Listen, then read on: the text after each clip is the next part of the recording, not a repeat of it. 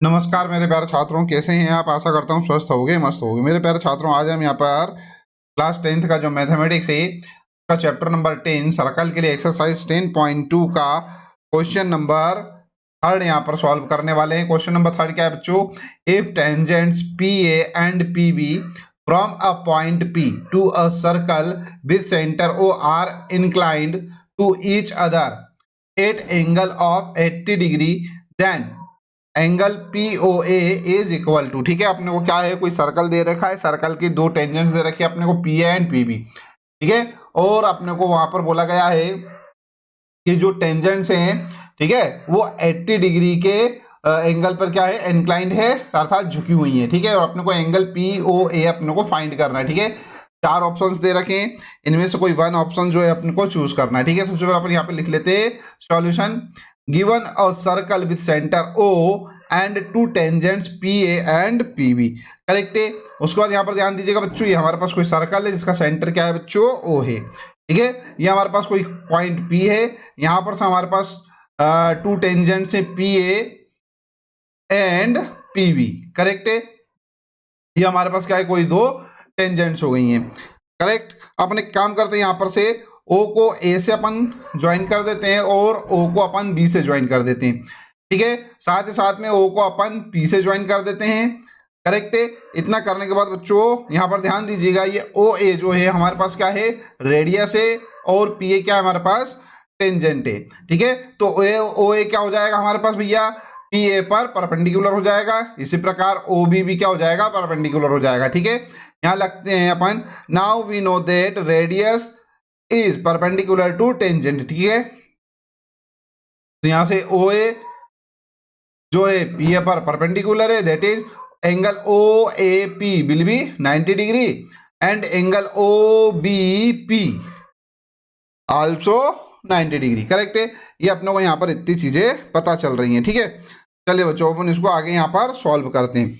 इतना होने के बाद बच्चों यहाँ पर थोड़ा सा ध्यान दीजिएगा। ठीक है, क्या हमारे पास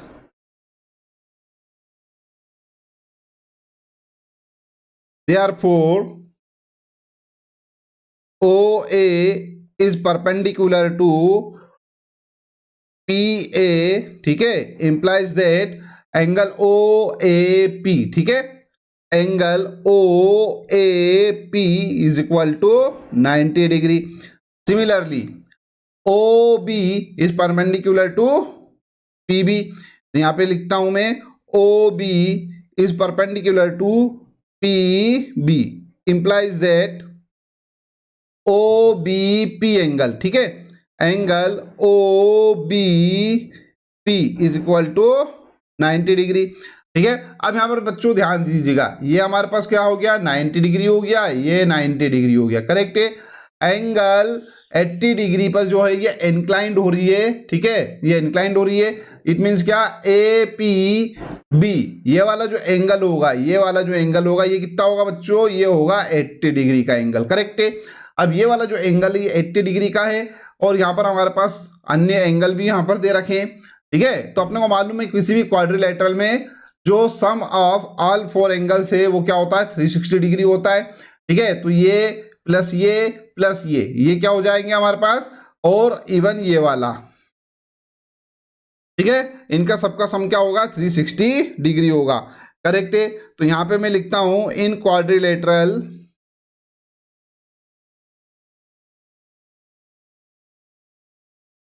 in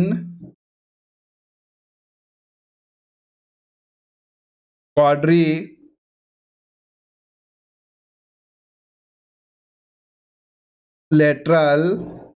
क्या है, ए पी बी ओ, ठीक है, या ए ओ पी पी।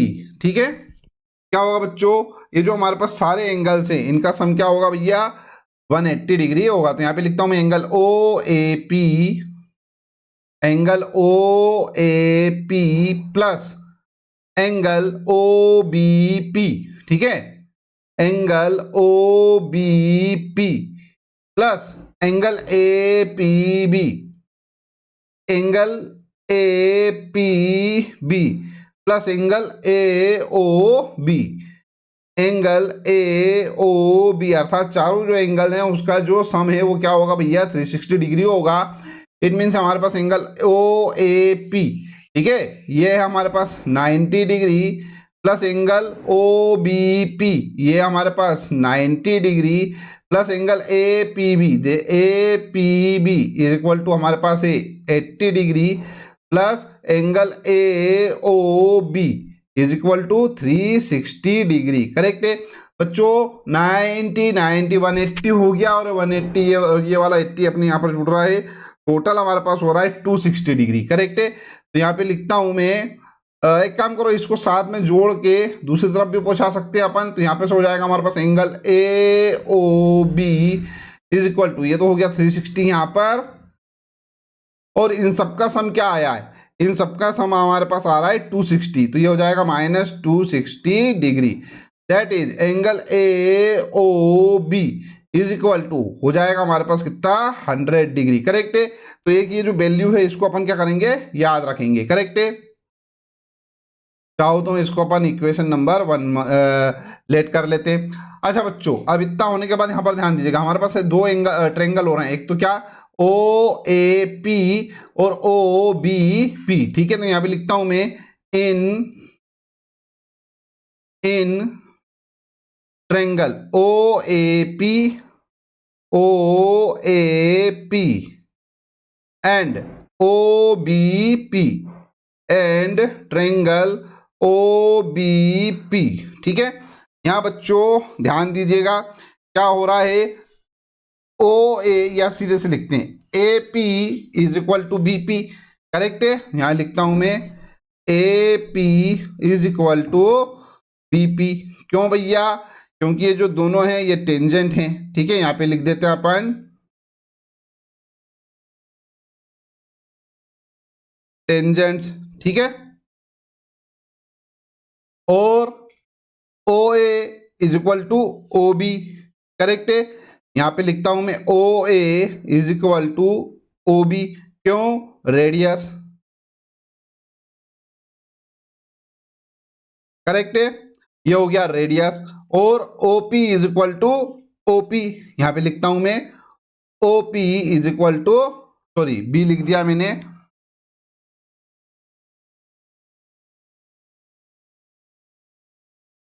क्या, OP is equal to OP. क्यों भैया, क्योंकि ये कॉमन है।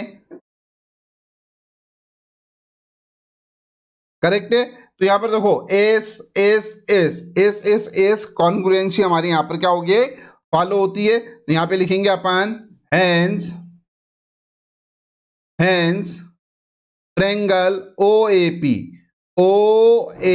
P is equal to triangle O B P, ठीक है। क्यों, यहां पर अपन इसका रीजन भी लिख देते हैं, ठीक है, by S S S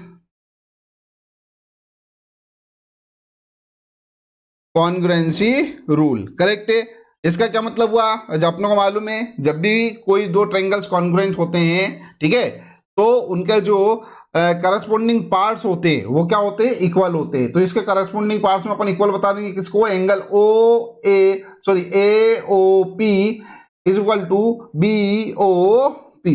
correct है, यहां पे लिखता हूं मैं hence angle A O P is equal to B O P angle B O P. Correct है, अब यहां पर बच्चों थोड़ा सा ध्यान दीजिएगा, angle A O P plus angle B O P, ये वाला एंगल। करेक्ट है, ये भी हाल अपन ने फाइंड करा था, क्या आ रहा है, 100 डिग्री आ रहा है। देखो angle A O P plus B O P, ठीक है, यहां पे लिखता हूं मैं angle A O P plus angle B O P is equal to क्या था, angle A O B, angle A O B. Correct, यही है ना, करेक्ट है। अच्छा, ये जो हमारे पास है ये angle A O P plus angle B O P is equal to angle A O P कितना आ रहा है, 100 डिग्री आ रहा है, ये आ गया हमारे पास 100, ठीक है। 100 डिग्री। बच्चों यहाँ पर थोड़ा सा ध्यान दीजिएगा, कॉन्ग्रेंट पार्ट है, एंगल AOP BOP दोनों इक्वल है, तो अपने को क्या फाइंड करना है, कौन सा एंगल निकालना है, POA निकालना है, दैट इज POA एंगल निकालना है। ठीक है, तो ये वाला जो एंगल है हमारे पास AOP, इसको ऐसा रहने देता हूं मैं, तो एंगल BOP ये रहा हमारे पास, कहाँ BOP, इसकी जगह पर AOP लिख सकते हैं, तो ये लिखा angle AOP is equal to 100 degree, फिर 180 करने वाला था मैं, ये 100 डिग्री। इन दोनों को अपन ऐड कर देते हैं, तो क्या हो जाएगा बच्चों, यहां से